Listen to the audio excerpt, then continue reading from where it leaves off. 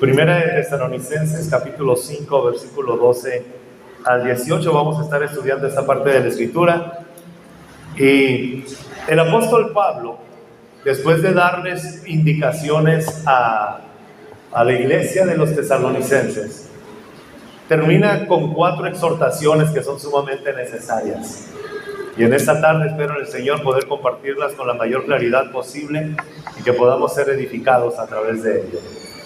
El tema de este mensaje le hemos puesto la vida en comunidad, porque Pablo termina la carta a los tesalonicenses haciendo énfasis en la base de lo que habrá de sostener a la iglesia.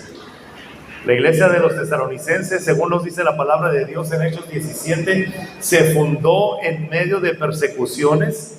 El apóstol Pablo está predicando y está llevando el mensaje juntamente con Silas y Timoteo.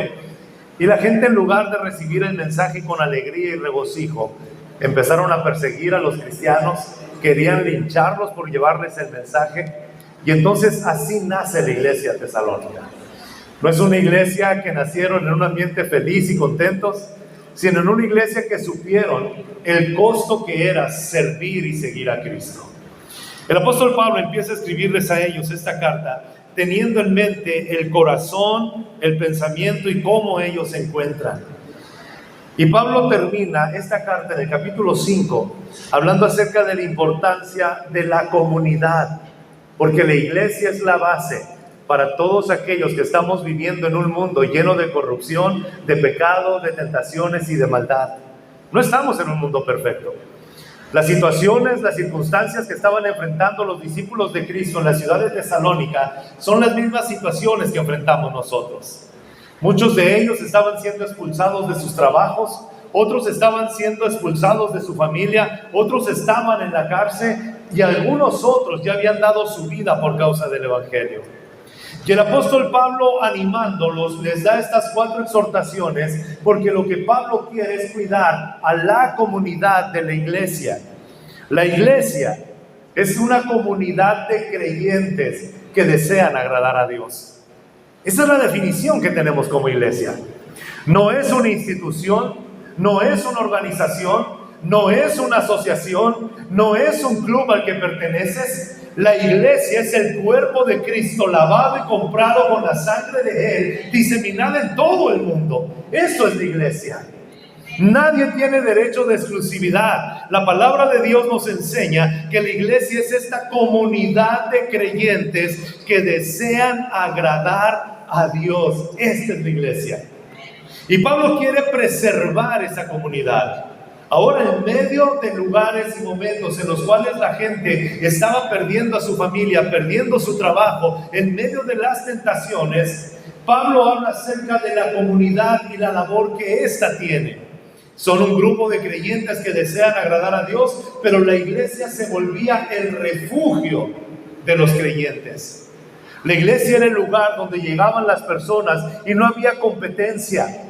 Y no había pleitos, y no había momentos en los cuales tenían que estar luchando. No estaban midiéndose quién era mejor y quién era peor. No estaban midiendo y mirando. No tenían tiempo para considerar la marca de ropa, el carro en que andabas o lo que tenían. Eran hombres y mujeres que deseaban agradar a Dios y que deseaban y que necesitaban protegerse y refugiarse uno en los otros.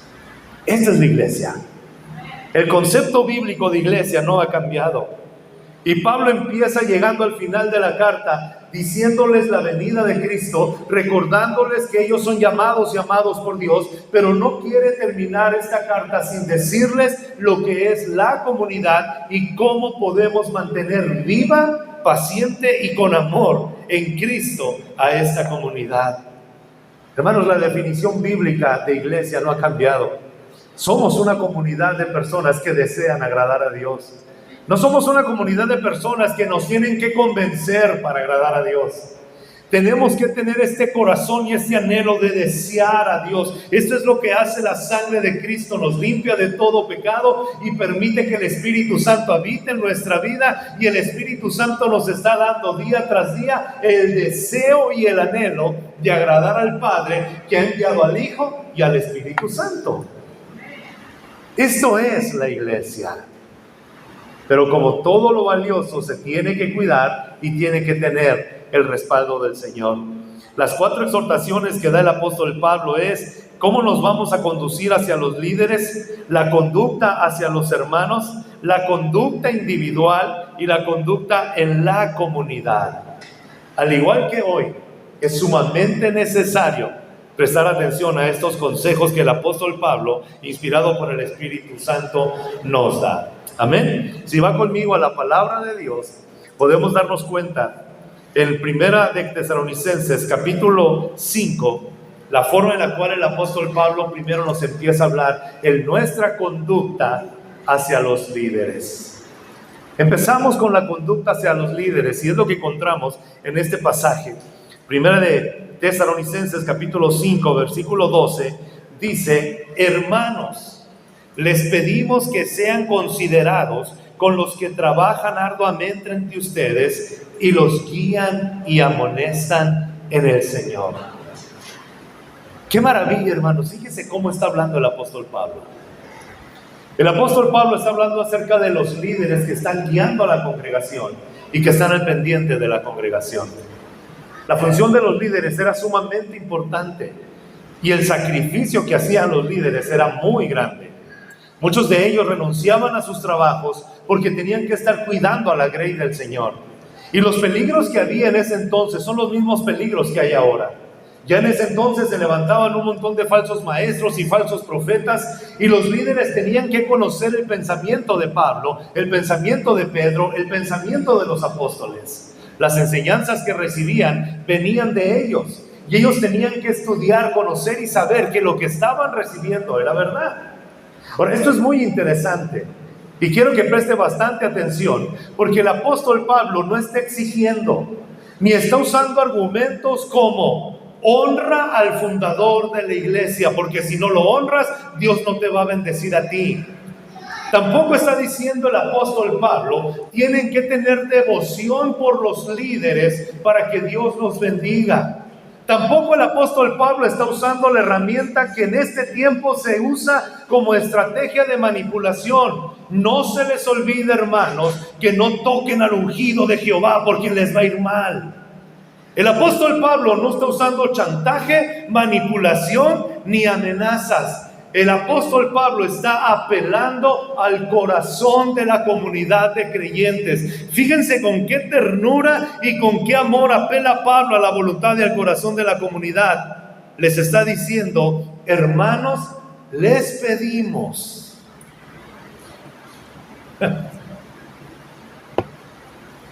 Hoy tú abres tu teléfono celular, tu tablet o tu computadora y cualquiera es apóstol, profeta, maestro o pastor. Pero ¿cómo evidencias quién es alguien enviado por Dios? Tan sencillamente, si se está autoproclamando, reclamando derechos y responsabilidades de la iglesia hacia él, es un peligro.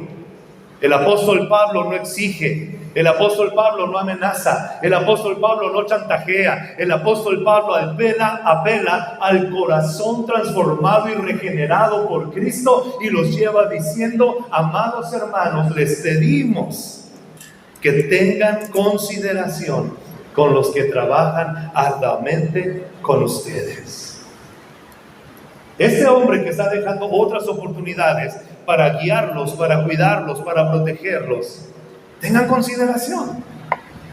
Consideren a sus líderes de esta manera.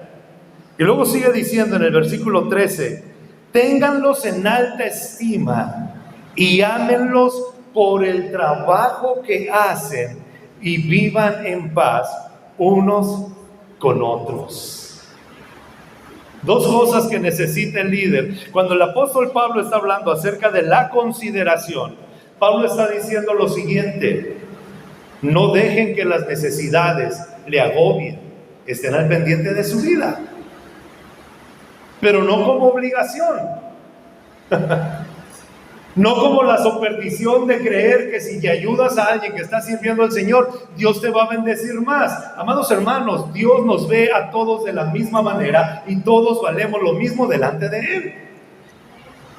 Pablo no está usando jerarquías, Pablo no está usando títulos, Pablo no está usando rangos, Pablo está diciendo, el líder es uno entre iguales que se está dedicando a cuidar y a proteger la grey del Señor.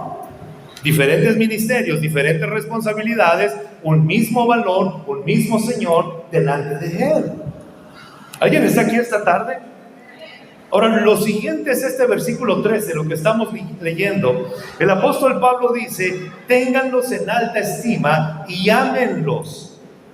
No por el título que tienen, no por el cargo que les han dado, no por el nombramiento que reciben, sino por el trabajo que hacen. El respeto, el amor y la confianza se ganan, no son automáticos. ¿Se escucha bien, hermanos? Una religión te enseña a venerar títulos y nombramientos. El Evangelio te enseña a evaluar el trabajo y a mirar si se puede y ser responsable.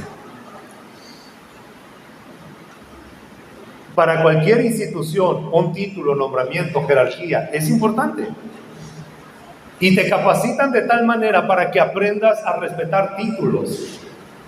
Y a veces veneramos más los títulos que a la misma palabra de Dios.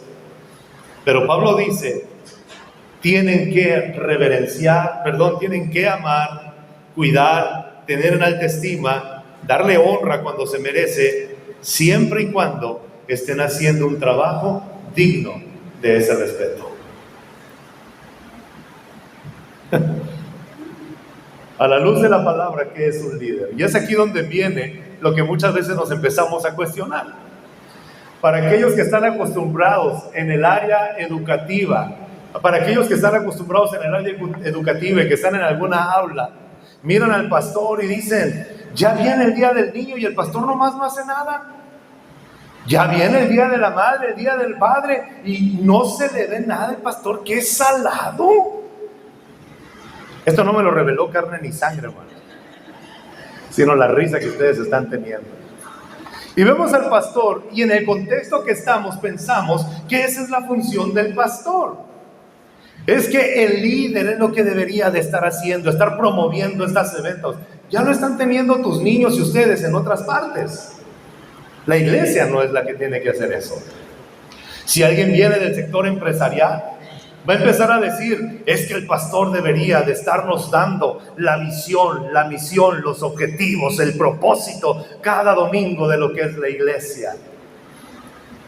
Y si nos vamos un poquito más allá, vas a pensar, es que el pastor no quiere que yo crezca, es que hay oposición porque sabe que le puedo quitar el puesto. O sea, ahí me está viendo, si ya me leí todos los libros de Paul Washer y ya me aprendí de memoria los 10 mandamientos de R.C. Sproul y de Gigi Ávila y uno más que él.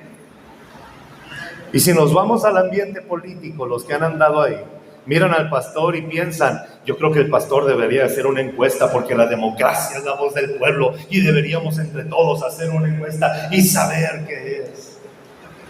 Y los que han estado en el sector militar esperarían que el pastor fuera alguien que cada domingo regañara y trajera a todos con el pelo corto y bien fajaditos y que entraran por esa puerta de otra manera distinta. Cada uno de nosotros puede tener un diferente concepto acerca del liderazgo bíblico. Lo más interesante es que cuando nosotros estamos en la iglesia, creemos que tenemos que decir al pastor cómo hacer las cosas. Y está bien, un consejo, hermanos. Yo he agradecido mucho cómo el Señor le va dando rumbo a esta congregación por gente que ama al Señor y se acerca y nos puede decir, creo que podemos cambiar esto y creo que debemos de mover esto. Creo que podemos mejorar en esto. Y hermanos, esto es lo que nos ayuda. Un líder no es infalible. Y eso es lo que está diciendo el apóstol Pablo. Vas a tener en alta estima, pero un pastor no es medido por los eventos que programa, por los chistes que cuenta, por la forma en la que se viste, por la manera en la cual está regañando a la gente. Escuche bien, a la luz de la palabra, un líder es alguien que guía y amonesta en el Señor por medio de la instrucción bíblica. Este es un líder en la iglesia. ¿Cómo, hermano, que usted no sabe hacer tortillas de harina? El pastor que estaba antes hacía los talentos y él era muy bueno. No lo sabe hacer y no lo necesita hacer. ¿Cómo que el pastor no va a amenizar en la fiesta si él es el pastor? Porque es el pastor, no lo va a hacer. Y aunque no digan amén, así es. Y hay gente que tiene pastores carismáticos, hermanos, que tienen cualidades y hacen reír a la gente. Y si el Señor ustedes los ha bendecido con un pastor sanado, pues denle gracias a Dios por ello. Pero lo que está diciendo Pablo es, un líder en la Biblia no es alguien que organiza eventos. Un líder es alguien que instruye, que guía a través de la palabra de Dios a la comunidad de creyentes que desean agradar a Dios. Cada uno de estos líderes tenía que pasar tiempo analizando las cartas firmadas por falsos apóstoles, donde decían y mandaban órdenes y se aprovechaban de la gente. Esa gente tenía que sentarse, le llegaban papiros y le llegaban cartas en las cuales alguien firmaba como en el nombre de Pablo, como en el nombre de Pedro, como en el nombre de Juan, diciendo y atribuyendo cosas que no eran bíblicas, y el bombardeo era mucho. Se necesitaba pasar tiempo sentados, mirando, estudiando y preguntando si realmente era el apóstol el que había enviado esto. Por eso el apóstol Pablo, cuando escribe a los Gálatas, termina diciendo: este soy yo, esta es mi firma. Cuando escribe a los Colosenses, Pablo dice: este soy yo, de mi mismo puño y letra. Tenían que estar preparados, y la gente que estaba cuidando a la grey del Señor tenía que estar estudiando y mirando que la gente no creyera cualquier mentira que otros dijeran. Requería mucho tiempo. Hoy es la misma amenaza. Nadie se puede parar en un púlpito a decir lo que él se imagina que cree que dice en la Biblia. Nadie se puede parar en un púlpito cuando tuvo una noche solamente con 10 minutos para estudiar y decir: es que me tocó predicar. Hermanos, estamos viviendo tiempos llenos de amenazas, de ideologías contrarias al cristiano, pero que se disfrazan de verdad. Y si uno no pasa tiempo estudiando lo que la Biblia dice, nos tragaríamos cualquier cuento de este mundo. Ah, qué fácil es predicar. Puede serlo si dedicas 40 horas a esto. Pablo dice: sean considerados con estos líderes, pero no solamente que les gane el afecto y el amor, sino que un líder bíblicamente tiene que ser evaluado constantemente. Tiene que ser probado a la luz de las Escrituras. ¿Es cierto lo que me está enseñando? ¿Es cierto lo que me está diciendo? ¿Viene eso en la Biblia o no viene? Bíblicamente todo ministerio tiene que ser probado. Debe ser probado a la luz de las Escrituras. ¿Alguien está aquí esta tarde? ¿Recuerdan ustedes a los discípulos de Berea?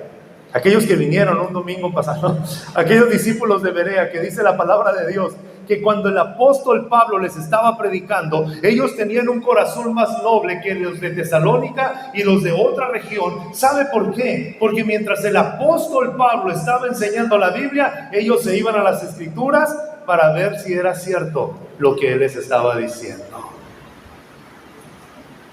Ahora se convierte un artista que canta una bola de majaderías y solamente dice: Cristo me tocó, y la gente ya lo tiene a la otra semana cantando en estadios de Cristo.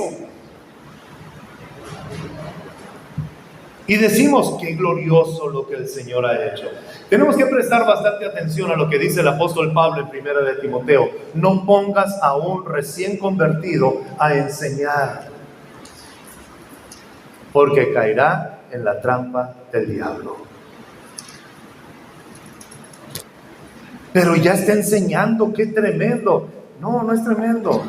Y lo digo con mucho respeto. Y los que han estudiado lenguaje y comunicación saben que cuando alguien dice: te lo voy a decir con mucho respeto, es que va a decir algo que... Pero debemos de tener mucho cuidado a quien escuchamos. La fama no es sinónimo de unción ni de respaldo de Dios. Tienen toda una vida deleitándose en el pecado, promoviendo la maldad. Dicen que se entregan a Cristo, y a la otra semana su público aumentó porque está llegando a otro tipo de gente que mientras diga que no es cristiano no puede llegar. Es artista. Y al final de cuentas un artista vive del público que lo rodea.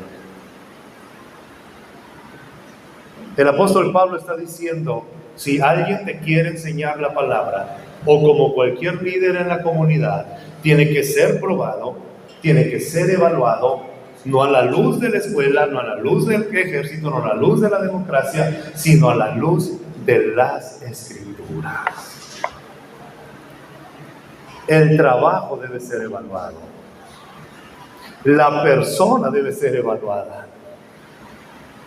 Unos meses más adelante vamos a estar hablando de los asuntos de iglesia, cuando el apóstol Pablo les escribe a Timoteo, y Pablo maneja los parámetros para saber si alguien realmente es llamado por el Señor. Y el apóstol Pablo dice, alguien anhela guiar a la iglesia a la grey del Señor, hagan la siguiente prueba. Vayan y pregunten a los vecinos si tiene buen testimonio. Vean cómo trata a las demás personas. Investiguen si realmente pasa tiempo estudiando la Escritura. Vean cómo trata a su familia. Que no sea pendenciero, que sea amable, que sea afable, que transmita paz. Todas las características de alguien. No el título, no el nombramiento, no de quién es amigo, de quién es compadre, sino que tenga el carácter de Cristo, porque la iglesia vive para Cristo. ¿Qué responsabilidad hay en el liderazgo? Y Pablo dice, este es un líder, alguien que es probado, alguien que es evaluado, pero también es alguien que merece la consideración y el amor de la comunidad. No lo dejen solo. Oren por ellos. Ámenlos y provean lo que sea necesario. Lo siguiente es la conducta hacia los hermanos. Esta es la primera exhortación que hace el apóstol Pablo. Todo ministerio tiene que ser probado. Pero para cuidar la comunidad, también el apóstol Pablo nos exhorta hacia la conducta hacia nuestros hermanos. ¿Cómo debemos comportarnos con ellos? Vayan conmigo al versículo 14 de 1 de Tesalonicenses, capítulo 5. Hermanos, escucha de nuevo la ternura del apóstol Pablo. Es que deberían de exigirnos, a este pastor le falta carácter, uno tiene que tratar a la gente. Quien ve así no conoce la palabra de Dios.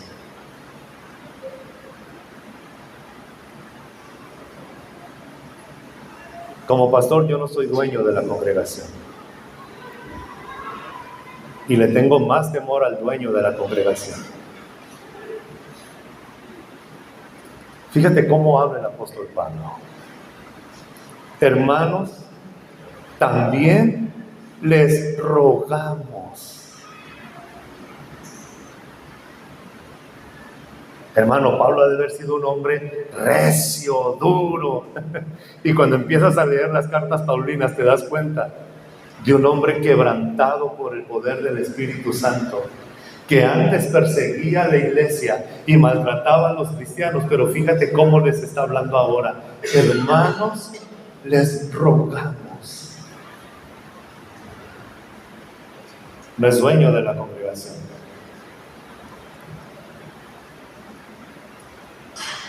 Les rogamos que amonesten a los holgazanes. Hay poder. Que estimulen a los desanimados. Que ayuden a los débiles. Y que sean pacientes con todos.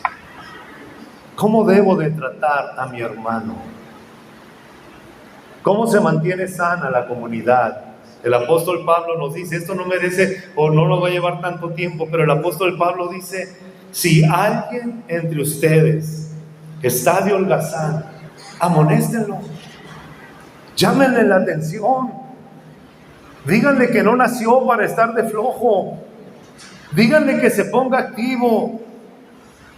Y luego dice el apóstol Pablo, estimulen a los desanimados, animen a los desanimados. aquellos que tienen el ánimo caído, que no quieren seguir adelante, que sienten que todo se ha acabado. Ve con él, dale una palabra de ánimo. Si tienes que picharle un café, una soda, siéntate con él, platica con él, recuérdale que es valioso, enséñale el amor de Cristo. Si está desanimado, necesita que lo animen. Y luego dice, ayuden a los débiles. Todos los que estamos aquí en algún momento hemos necesitado ser amonestados. Todos los que estamos aquí en algún momento hemos necesitado ser animados. Y todos los que estamos aquí en algún momento hemos necesitado la ayuda de los que nos rodean. Somos una comunidad, no caminamos solos, necesitamos los unos de los otros.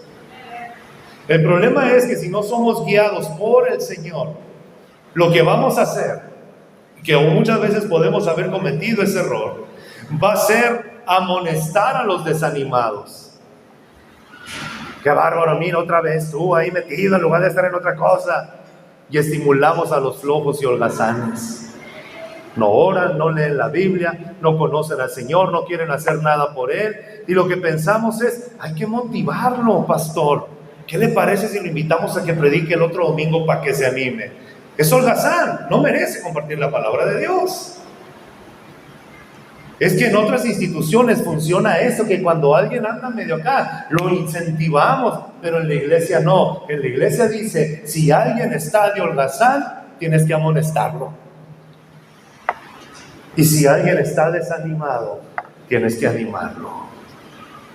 Y si alguien es débil, necesita ayuda. No tu juicio, no tu condena, no tu crítica, necesita tu ayuda. ¿Cómo le vas a ayudar? Esa es la sabiduría del Señor. Necesitamos sabiduría de Dios para poder distinguir a quién tenemos que amonestar, a quién tenemos que estimular, a quién tenemos que ayudar. Estábamos en una congregación, una hermana había tenido un accidente, estaba en el hospital y alguien me dice, pastor, yo voy a ir a visitar a la hermana en lo que usted va. Yo ya fui, estuve con ella y le dije muchas cosas para que se levanten en el nombre del Señor. Ya que llegué yo, miré a la hermana convaleciente, llorando, toda afligida, necesitaba ayuda. Y me dice la hermana, ay pastor, ore por mí porque siento. Empezamos a hablar por ella y me dice la hermana, acaba de venir la hermana fulana de tal. ¿Y qué le dijo, hermana? Vino a animarla. Pues yo creo que ella quería animarme, dice. Pero llegó y lo primero que me dijo fue, eso te pasa por pecadora. Algo tienes que hiciste que no has confesado al Señor. Y si no te arrepientes, peor te va a ir. Hermano, ¿cómo alguien que está en necesidad va a ser consolado? Necesitamos tener sabiduría para poder hablar. Es que yo le exhorté. Eso es orgullo disfrazado. Necesitamos saber cuándo amonestar, cuándo estimular y cuándo ayudar. El peligro es cuando ayudamos a los holgazanes y los estimulamos aunque sigan siendo holgazanes. Tenemos que saber a quién ayudar. Parecen cosas tan sencillas cuando uno lo lee, pero te das cuenta que cómo necesitas la sabiduría de Dios para poder ser justos, sabios, como Dios quiere que seamos. No se puede bendecir ni fortalecer la comunidad si no estamos tomados de la mano del Señor. Lo necesita el líder, pero también lo necesitan todos los integrantes de la comunidad. ¿Alguien está aquí esta tarde? La vida en comunidad, entonces, no es una vida de competencia, es una vida de cooperación continua, donde no estamos anhelando ser reconocidos, sino donde deseamos poder servir al que está a nuestro lado. Esa es la comunidad. Y van a decir que yo te ayudé, y van a poner mi nombre en una cartulina, y van a decir que yo lo hice. Hermanos, eso no es la comunidad de creyentes. La comunidad de creyentes cree lo que dijo el Señor Jesucristo: cuando tú ayudes, no toques trompeta delante de ti, que tu mano derecha no supo lo que hizo tu mano izquierda. ayuda. Y tu Padre que te ve en lo secreto, Él es el que te va a recompensar en público. Lo hacemos para Él, lo estás haciendo por Él. ¿Alguien está aquí esta tarde? No estamos compitiendo. Estamos para servir, para ayudarnos. ¿Qué puedo hacer por ti? Y ayudar al débil tiene que ver con muchos factores. Si hay cosas que tú haces y a tu hermano le pueden perjudicar, dice el apóstol Pablo, no lo hagas delante de tu hermano, que quede entre tú y Dios. Si tú comes carne y tu hermano no quiere comer carne, entonces no comas carne delante de él, pero sé sabio con tu hermano. No vaya a ser que por tu fortaleza la debilidad de él se lastime. Pero el apóstol Pablo es tan sabio y dice, ya deja de comer carne. El apóstol Pablo dice, es entre Dios y tú, no lo andes publicando. Necesitamos la sabiduría del Señor para poder edificar a la comunidad como Dios quiere que la edifiquemos. Siga conmigo, la tercera exhortación que hace el apóstol Pablo es cómo nos vamos a mover en la comunidad. Cuando estamos reunidos en el culto, cuando estamos reunidos en un café, en lo individual. Gracias, Benjamín, estás bien. Tenemos que cuidar nuestra vida. En lo individual, dice el apóstol Pablo, estén siempre alegres. Primera de Tesalonicenses, capítulo 5, versículo 16. Ya mi conducta hacia el líder, mi conducta hacia el hermano, pero ahora ¿cómo es la conducta hacia mi persona? El apóstol Pablo dice, estén siempre alegres, oren sin cesar, den gracias a Dios en toda situación, porque esta es la voluntad de Dios para ustedes en Cristo Jesús. Hermano, ¿cuál es la voluntad de Dios? Aquí está. Que des gracias en toda situación. ¿Cuál será la voluntad de Dios en mi matrimonio? Que le des gracias a Dios en toda situación. Pero es que usted no conoce a la familia de mi esposo. Dale gracias a Dios en toda situación. Es que no conoces a la familia de mi esposa. Dale gracias a Dios en toda situación. En todo tiempo. La palabra de Dios es tan sencilla y nos está llevando a este punto. 3 decisiones que tenemos que tomar. La alegría es tu decisión. No es determinada por las circunstancias, ni por las personas que te rodean, ni por las oraciones respondidas. La alegría es decisión tuya. La palabra de Dios dice, estén siempre alegres. Pablo les escribe a los filipenses y les dice más de 4 veces, estén alegres. En este pasaje, Pablo vuelve a escribir y dice, estén siempre alegres. Es tu decisión. A lo mejor no tienes todas las respuestas a todas las cosas, pero sabes que puedes decidir estar alegre. Número 2, oren sin cesar. No hay fuente mayor de alegría que pasar tiempo con Dios. Hermano, pero yo quiero que oren por mí. No aguanto esta tristeza. Y ya oraste, ni ganas tengo de orar. Jamás vas a estar alegre. Nadie te puede transmitir alegría. Es tu decisión estar alegre y es tu decisión orar buscando esa alegría. Necesitamos entender lo que la palabra de Dios dice. Y si tú dices, pero no tengo por qué orar, el apóstol Pablo dice, si no tienes por qué orar, dale gracias a Dios por la situación que tienes. Esta es la parte. Empieza a agradecer a Dios. Y me encanta cómo termina el apóstol Pablo en el versículo 18, porque esta es la voluntad para ustedes en Cristo Jesús. Y esta expresión tiene 2 connotaciones. La voluntad de Dios es que demos gracias por todo, pero también lo que tú estás viviendo en este momento, esa es la voluntad de Dios. El apóstol Pablo nos está liberando de esta idea de, pero ¿sería la voluntad de Dios que hoy estuviera aquí? ¿Pero sería la voluntad de Dios que yo me hubiera casado con esta persona? ¿Pero sería la voluntad de Dios que yo hubiera estado en este momento? ¿Sería la voluntad de Dios? Hermanos, el apóstol Pablo está diciendo, lo que tú estás viviendo hoy, esa es la voluntad de Dios y punto. ¿Qué es lo que te aflige? ¿Qué es lo que te llena de tristeza? ¿Y qué es lo que te agobia? si hubiera tomado otra decisión hace 5 años, si hubiera tomado otra decisión hace 2 años, si hubiera tomado otra decisión hace 6 meses, eso no lo puedes cambiar. Solamente está en tu mente y solamente te aflige. Lo que es hoy, eso es la voluntad de Dios. Así de fácil. Nunca vas a encontrar en el Antiguo Testamento expresiones como Elías, Eliseo, Isaac o Jacob preguntándose: ¿sería la voluntad de Dios que yo estuviera aquí? Esa pregunta no existe en la Biblia, tampoco en el Nuevo Testamento. Pablo estaba en la cárcel, estaba en el pozo más hondo, muchas veces apedreado, otras veces naufragando, pero nunca preguntaba: ¿sería la voluntad de Dios que me hubiera venido en este barco? Pablo entendía: esta es la voluntad de Dios y te doy gracias, Señor, por ello. Tú me vas a sacar adelante, tú me vas a dar la sabiduría, tú me vas a dar la fuerza, tú vas a estar conmigo, tú me estás sosteniendo. Gracias porque estás aquí. Eso es lo que marca la diferencia. Dejar de estarte preguntando, atormentando: ¿sería la voluntad de Dios que hubiera tomado esta decisión antes? Hoy era el tiempo, hoy lo estás haciendo, hoy estás aquí, hoy es la voluntad de Dios. Dale gracias a Dios.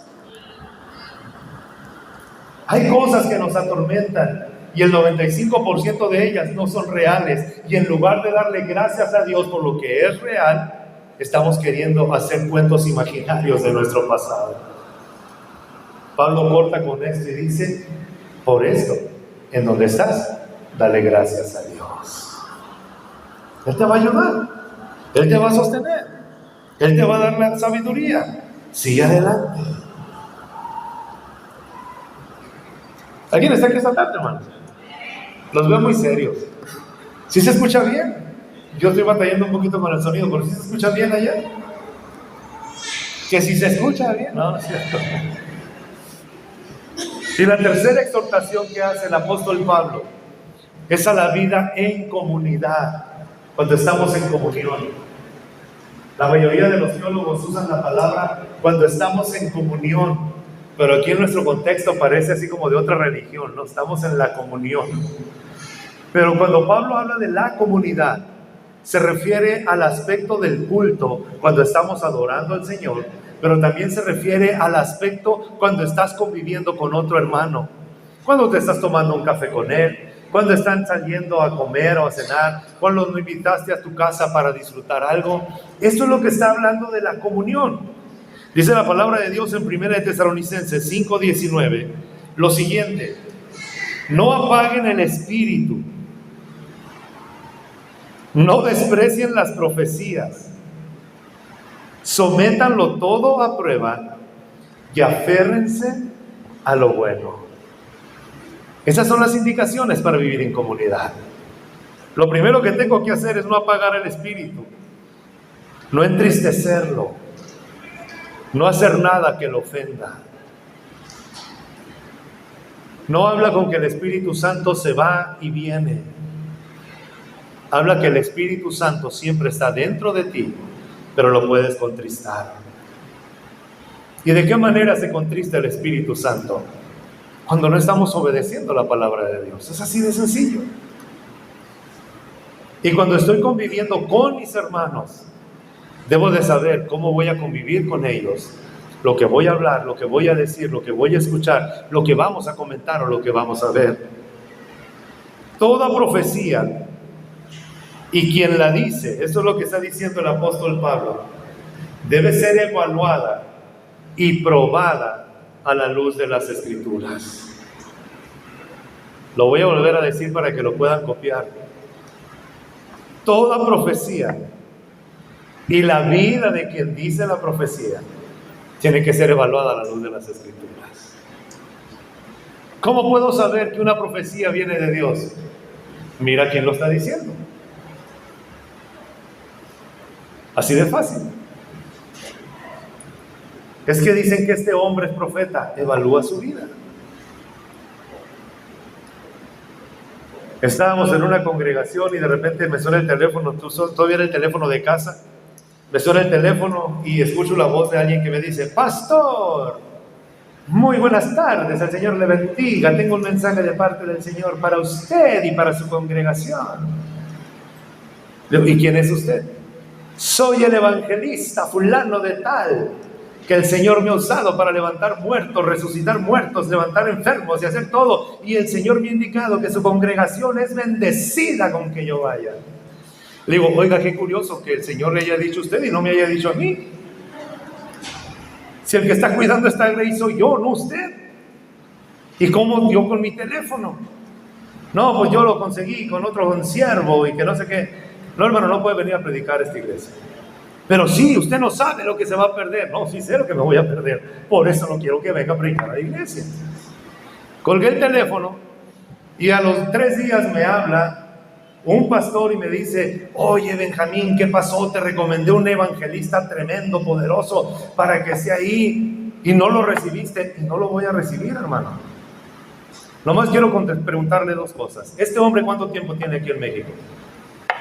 Tiene más de 8 meses predicando la palabra. ¿Es casado? Sí. ¿Y dónde se está quedando?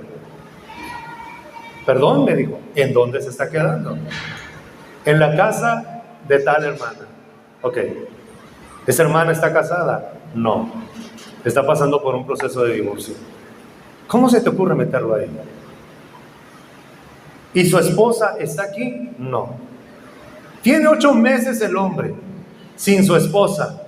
Y me estás diciendo dónde anda. ¿Por qué lo estás invitando tú a predicar al púlpito? Es que es un profeta ungido. Pero la palabra de Dios dice, no es bueno que el hombre esté solo. Así que no me importa qué tanto fuego pueda tener en el púlpito, sino lo que la palabra de Dios enseña. Toda profecía, dice el apóstol Pablo, tiene que ser evaluada. ¿Cómo sé que una profecía es falsa? Cuando no quiere ser evaluada. Pastor, ¿cómo sé que es un falso profeta? Si se autonombró profeta, ya es falso. Pero si de vez en cuando el Señor lo usa, debes de tener cuidado. Un falso profeta siempre va a decir, y no cuestiones al Espíritu Santo. Y si lo cuestionan, va a decir, es que el Señor sí iba a hacer las cosas, pero dudaste de Él. Y la Biblia dice, evalúa las profecías. ¿Alguien está aquí esta tarde, hermanos? Pablo está diciendo, sometan todo a prueba y aférrense a lo bueno. Cuando el profeta se niega a ser evaluado, es que no es profeta. Primero de Juan, capítulo 4, versículo 1, dice lo siguiente. Queridos hermanos, no crean a cualquier espíritu, sino sométanlo todo a prueba para ver si es de Dios, porque han salido por el mundo muchos falsos profetas. ¿Qué es lo que tengo que hacer cuando alguien dice una palabra profética? Número 1, no creerlo. Y número 2, evaluarlo.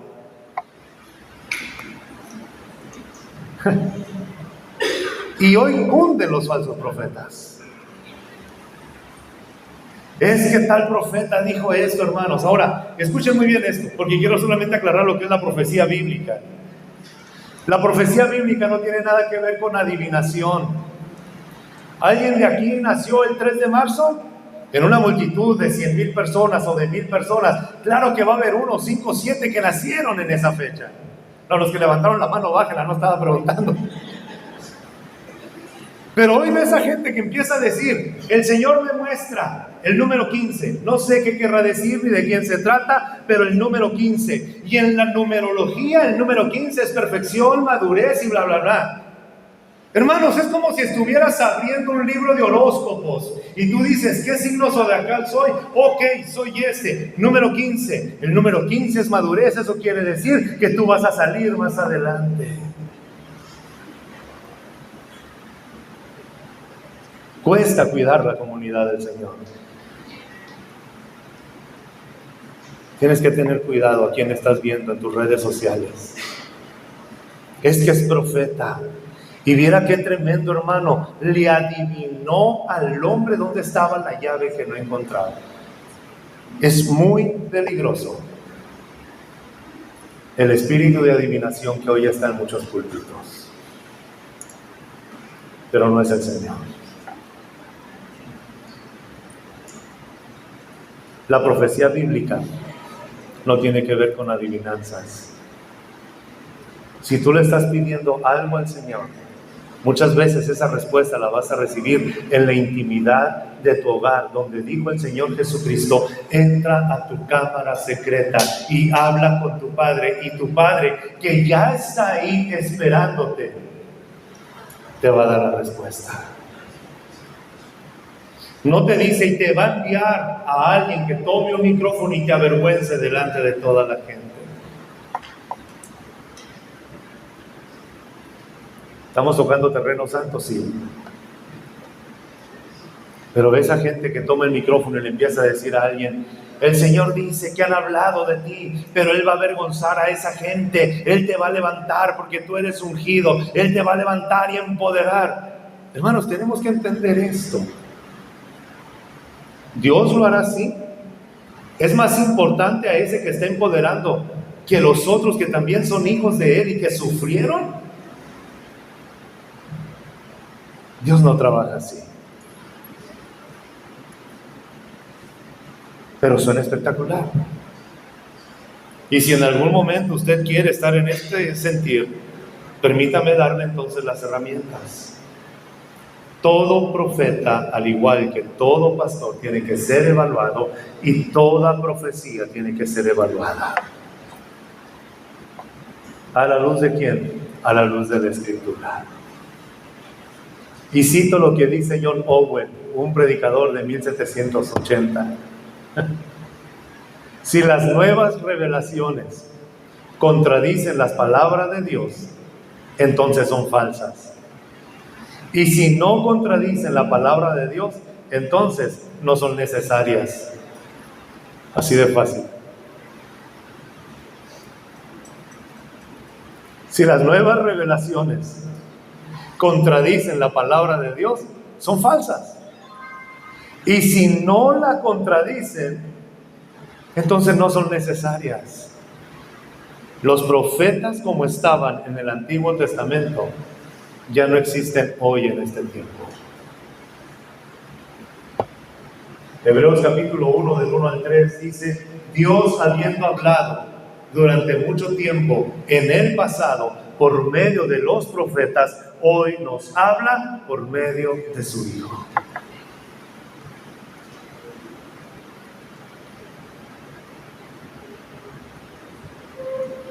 Necesitamos tener cuidado. El espíritu de adivinación es muy tremendo. Pablo reprende a una muchacha en Éfeso que todos los días venía detrás de ellos diciéndoles: estos son hijos del Dios Altísimo, estos son enviados por Dios, estos predican el mensaje, hasta que se cansó. Pablo volteó y le dijo: espíritu de adivinación, sal de ella. Y salió. El espíritu de adivinación no opera diciéndote: juega mañana la ouija, mira lo que vas a hacer. Juega con lo que tu corazón anhela.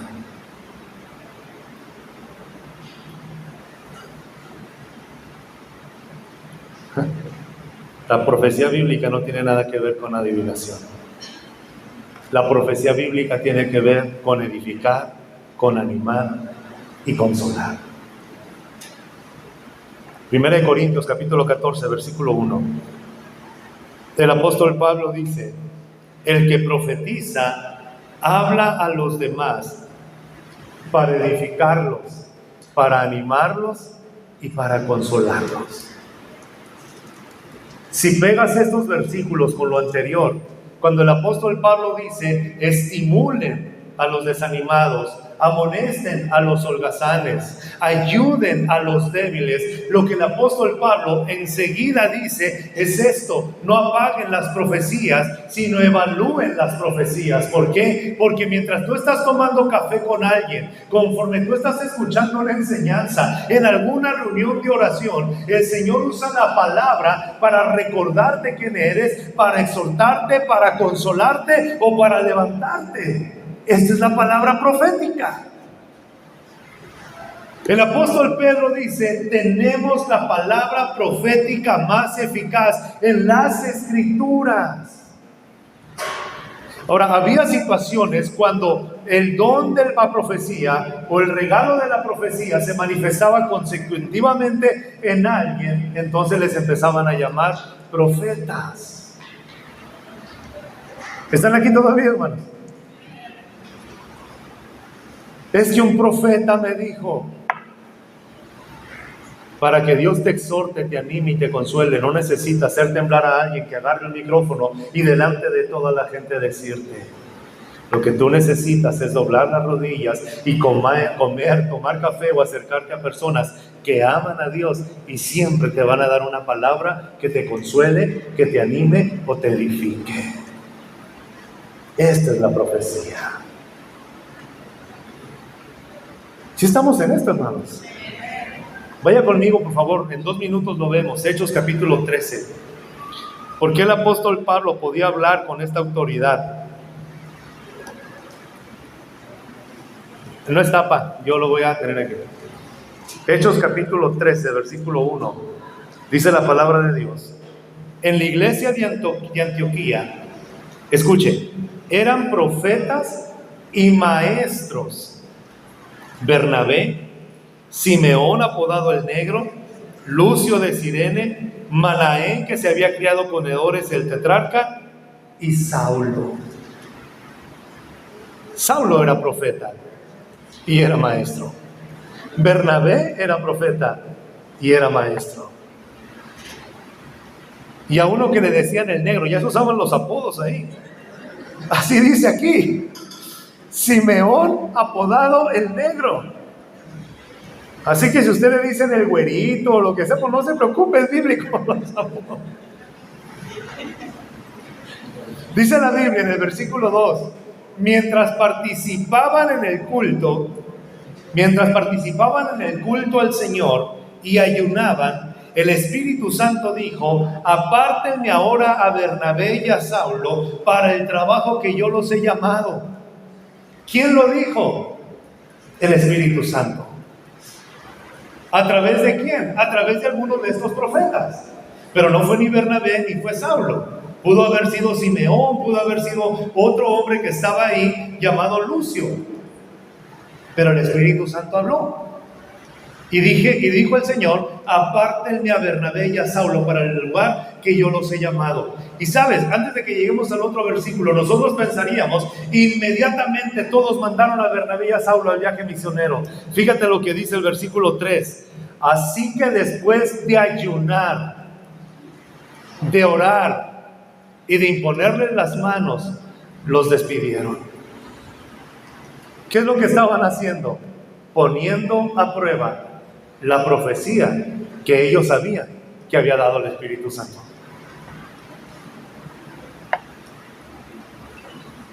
Es que el Señor me dijo que tienes que dar las escrituras de tu casa, pero tiene que ser ahora, porque el milagro se acaba para mañana. Eso no es del Señor. No hay tiempo de cuestionar. Es que el Señor dice que tú tienes que hacer esto, pero es inmediatamente.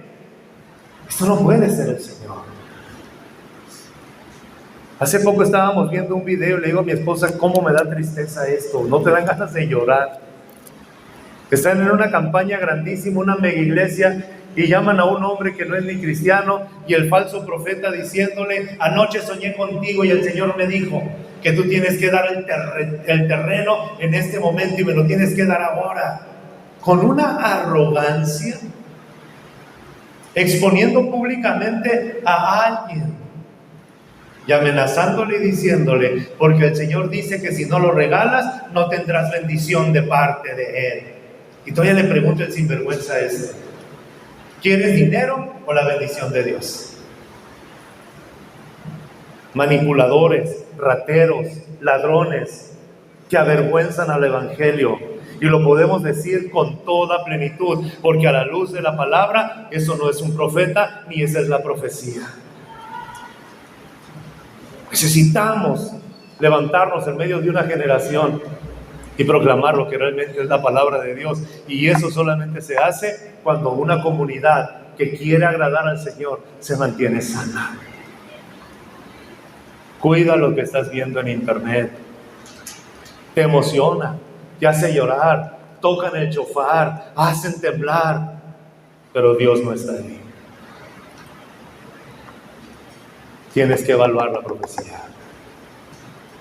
Pablo y Bernabé, ¿sabes qué hicieron? El Espíritu Santo les dijo, ya es el tiempo. Pero la comunidad dijo, ayunemos y oremos para comprobar si es Él. Esto es lo que hace el Señor. Hechos capítulo 13. Vaya conmigo al versículo 15. Pablo y Bernabé salen y se van a predicar la palabra en su primer viaje misionero. Llegan a Antioquía, están en la sinagoga, escuchando la lectura de la ley y los profetas. Y el versículo 15 dice, al terminar la lectura de la ley y los profetas, los jefes de la sinagoga mandaron decirles a Pablo y a Bernabé, hermanos, si tienen algún mensaje de aliento para el pueblo, hablen. Esto es la palabra profética a la luz de la Escritura.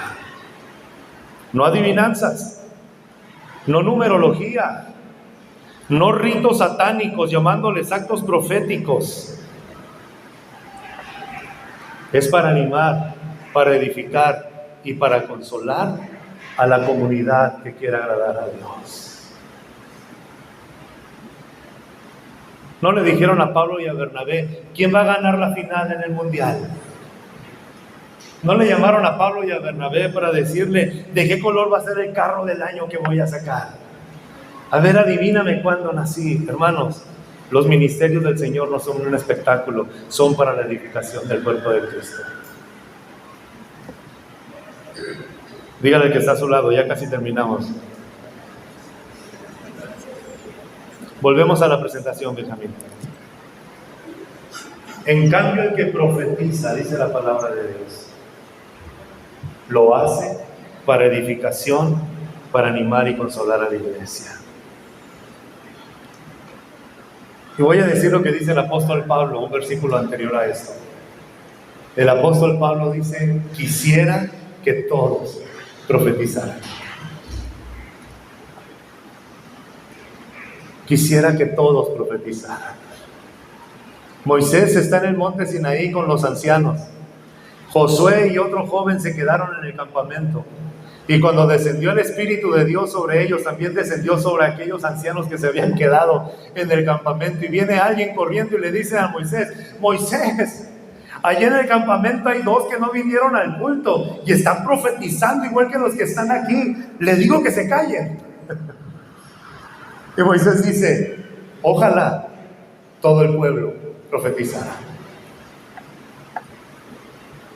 ¿Por qué? Porque es la forma en la que el Espíritu Santo te va a usar a ti para consolar, para edificar y para bendecir a tu hermano en lo cotidiano de los días.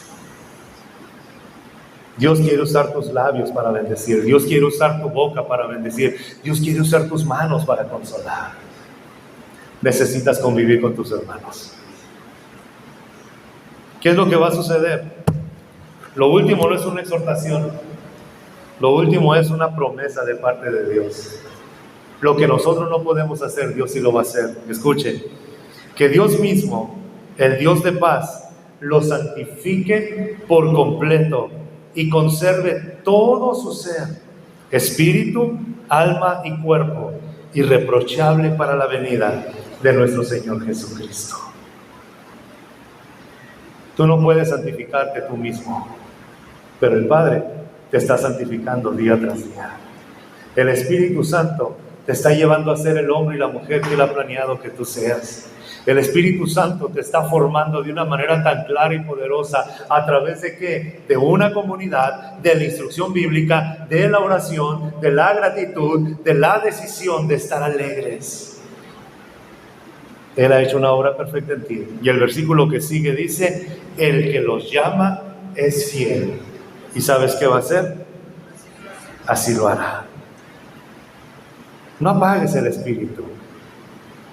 No menosprecies las profecías. pero evalúa toda profecía que se te diga. Toda palabra de consuelo, de fortaleza, de ánimo, de exhortación, llévalo a la luz de la Escritura.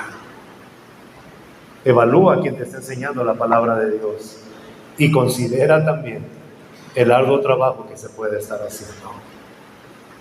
Necesitamos hacer esto para tener una comunidad sana, que sea refugio de los oprimidos, pero que también sea luz en medio de la oscuridad. Amén. Oramos y le damos gracias a Dios en esta tarde. Amado Señor, te damos muchas gracias. Permítenos, Señor, ser sensibles a tu voz y ser guiados cada día por tu Espíritu Santo. Gracias, Señor, por tu palabra en esta tarde. Permítenos como una comunidad estar al pendiente, Señor, unos de otros. Que seamos sabios, Señor. Que podamos amonestar a los holgazanes. Que podamos fortalecer, Señor, a los débiles. Que podamos, Señor, animar a los desanimados. Que podamos, bendito Señor, ser pacientes con todos. Señor, que cada manifestación de tu Espíritu lo podamos poner a prueba a la luz de tu Escritura. Que seamos sabios, Señor, en lo que nos alimentamos. Y que podamos, amado Señor, ser este refugio para aquellos que te necesitan. Permítenos, Señor, ser instruidos en tu palabra cada día y crecer cada día más en el conocimiento de ti. Gracias por la obra tan hermosa que estás haciendo a través de Cristo Jesús en cada uno de nosotros. Gracias por la obra del Espíritu Santo que nos está apartando para ti hasta ese día en que te veamos cara a cara. Gracias, Señor, porque sabemos que tú eres quien nos sostiene, quien nos guarda y quien nos prepara para cuando estemos delante de ti. En el nombre de Jesús. Amén.